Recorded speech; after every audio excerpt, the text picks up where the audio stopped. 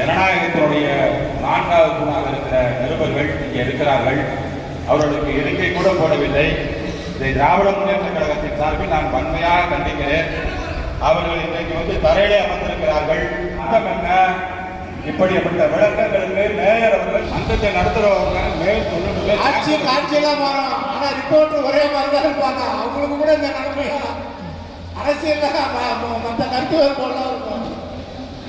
கும்பகோணம் மாநகராட்சி மாமன்ற கூட்டத்தில் செய்தியாளர்களுக்கு இருக்கை வழங்காததால் செய்தி சேகரிக்க சென்ற செய்தியாளர்கள் தரையில் அமர்ந்து தர்ணா போராட்டத்தில் ஈடுபட்டனர்.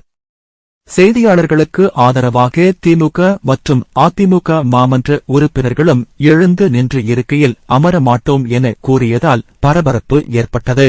கும்பகோணம் மாநகராட்சி சாதாரண மாமன்ற கூட்டம் மாநகராட்சி மேயர் சரவணன் தலைமையில் துணை மேயர் மற்றும் ஆணையர் முன்னிலையில் மாநகராட்சி அலுவலகத்தில் உள்ள கோசி மணி கூட்டரங்கில் நடைபெற்றது. கூட்டத்தில் சாலைகள், தெருவிளக்குகள் மற்றும் குடிநீர் உள்ளிட்ட அடிப்படை வளர்ச்சிப் பணிகள் குறித்த தீர்மானங்கள் விவாதிக்கப்பட்டு வந்தது.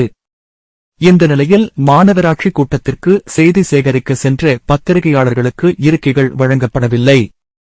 அங்கிருந்து அதிகாரிகளிடம் இருக்கை வழங்குமாறு பத்திரிகையாளர்கள் கேட்டும் கண்டுகொள்ளாததால் பத்திரிகையாளர்கள் அரங்கத்திற்குள் தரையில் அமர்ந்து தர்ணா போராட்டத்தில் ஈடுபட்டனர். அப்போது திமுக, அதிமுக மாமன்ற உறுப்பினர்கள், பார்வையாளர்கள் உள்ளிட்ட அனைவருக்கும் இருக்கைகள் வழங்கப்பட்டுள்ள நிலையில் செய்தி சேகரிக்க சென்ற செய்தியாளர்களுக்கு மட்டும் இருக்கைகள் வழங்காமல் இருப்பது கண்டிக்கத்தக்கது என கூறி செய்தியாளர்களுக்கு இருக்கைகள் வழங்கவில்லை என்றால் தங்களுக்கும் இருக்கை வேண்டாம் என கூறினர்.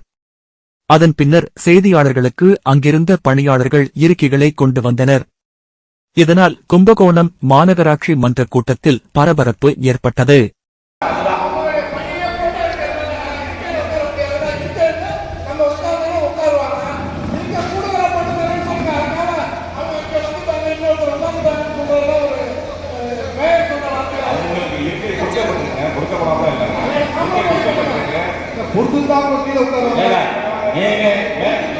என்ன பண்ணிருக்கணும்னா இது நிருபர்களுக்காக ஒதுக்கப்பட்ட இருக்கை நீங்க சொல்லி காட்டிருக்கணும்.